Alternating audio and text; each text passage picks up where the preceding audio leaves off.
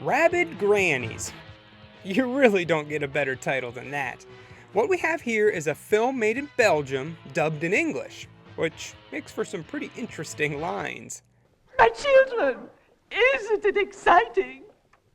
A stranger has brought this package and a letter just for us. Now, Rabbid Grannies is a pretty stupid name for a movie, so I'm not expecting much here. In fact, I'm hoping for a silly movie with old ladies running around. I hope I'm right.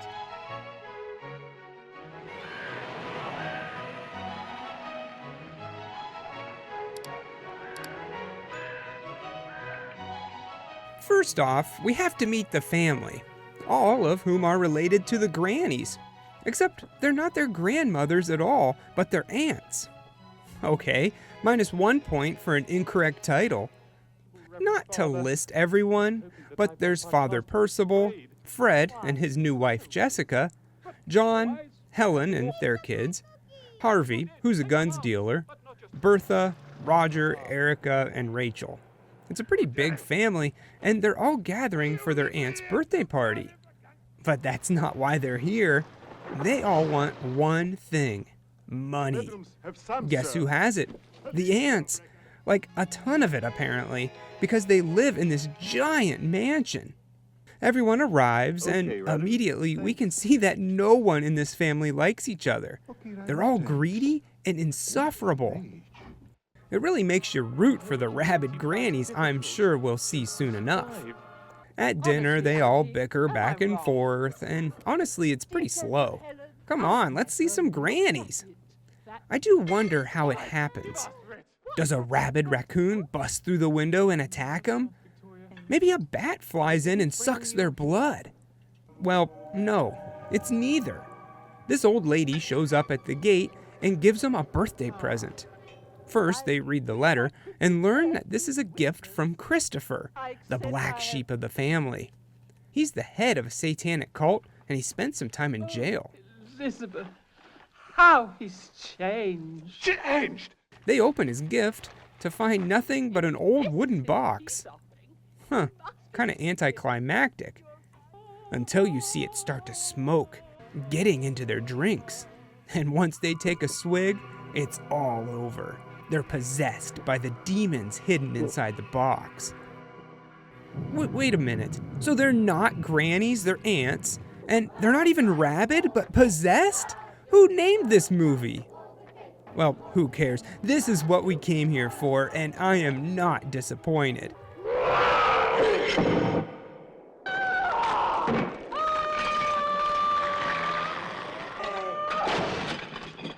Everyone runs around while the grannies attack. It's a madhouse. Not even the help is safe. Those that do survive lock themselves in rooms and hope and pray that they don't get caught. The first to try to escape are Jessica and Roger. She has the car keys, so there is some hope of getting out of here. But they're not quick enough, and a granny gets on board.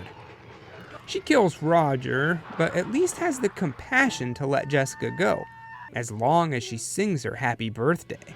Happy birthday, dear Auntie. Well, I guess she didn't do a very good job, because Granny runs her over and slams her into the gate. Back inside, they ask Father Percival to exorcise him, which makes sense, but he's a chicken. And in this state, good for nothing. Bloody hell, what are you good for? But I... Just then, Helen remembers that she has a daughter. Little Susie got up to use the bathroom before all this happened. She's out wandering around, wondering just what happened here, when she finds her great aunt in the nursery. This can't be good. But there is some hope. She doesn't look evil. They wouldn't kill a kid, right? Right? Brutal. This movie's savage. No one's safe. After seeing this, Helen's pretty much checked out. I mean, I get it. But at least she still has Gilbert. But that's not the right Gilbert. Man, these grannies have got some pretty good powers. They're basically indestructible, and now they can shapeshift? Having locked them on the other side of the door, the grannies start to mimic Helen's husband, saying they're basically filleting him, which is just a trick to get him to open the door. But, I mean, it sounds pretty authentic to me. Rachel opens the door to get him to stop, and this is the demon's chance to get in. But the power of Christ compels him, right in the eye.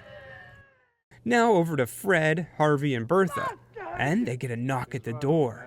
It's John, Helen's husband. I just have to point out here, Bertha is nuts. Man, her facial expressions. Well, they all decide enough is enough, and they can't wait any longer. They head out and split up. Some go to the kitchen, and others go to the cellar. In the kitchen, they do find the butler alive, so that's good. More power in numbers. But things don't go so well downstairs. Fred, trying to escape, gets himself stuck. I mean, he is pretty fat. Harvey! I'm stuck! He calls out for help, which only gets the granny's attention, and they attack. Ouch. Next is Harvey, but remember, he's an arms dealer. He's got guns. He loads up and prepares for a fight, firing shot after shot into the demon. However, it doesn't do a thing. Like I said, these things are indestructible. The other one shows up in a freaking suit of armor, and that's all she wrote, man. Harvey's dead meat. The butler realizes that he's not guilty. It's the family who are all peckerheads and not him. He thinks he's safe. Well, nope, because they throw some guts on the floor, which makes him slip and fall right through the window. Next is Father Percival, and the grannies give him an easy way out. They can either rip his skin off while he's alive, or he can end it all himself. But of course, that's a sin, and he would end up in HE double hockey sticks. But I guess that's still better than letting the grannies get you. John's the only one with any sense, and he thinks back to where this all started, the wooden box. What if they destroy it? Would this nightmare be over? Hey, it's worth a shot, but they think it's best to take it to the chapel to properly dismantle it. John stays back to give them all some more time, which doesn't work out too well for him. But Bertha makes it, and she wastes no time hacking away while the grannies claw at the door. The killing blow comes from across, and the box starts smoking. Finally, it's destroyed, and the grannies can revert back to their normal form.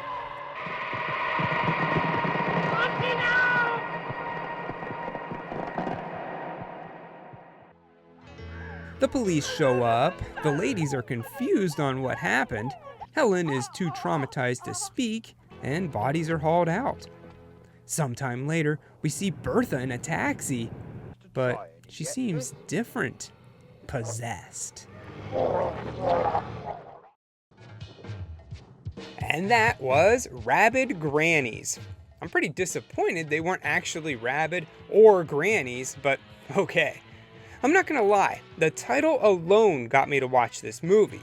It's not awful, and it's definitely unique, so it has that going for it. The special effects were a real highlight, especially when you find out the guy who did the effects was only 18 at the time and he didn't have much experience. And here's something you don't see nowadays, or really ever. All the cast and crew worked for free. That's right, at least that's what it says on IMDb. I think the biggest complaint I've heard is the dubbing. Yes, it's weird, but at least it makes for some entertaining lines. I was beginning to doubt you, my boy. No one's going into Rabbid Grannies expecting good acting. My biggest complaint is the amount of characters. I get that they wanted to have a big family for a higher kill count, and pretty much all of them are unlikable, but it makes for a boring first half because you just have to get introduced to each one. There was a sequel planned following Bertha, but come on, it's been 36 years, I don't think it's going to happen at this point. Rabbid Grannies is a strange one, with some great special effects, but it might not have a strong enough first half to keep you interested. I would like to give it 2.5 Rabbid Grannies, but to be more accurate, I think I'll give it 2.5 Possessed Ants out of 4. It's just our imagination. They are not real, and I'm going out to prove it now. They don't exist.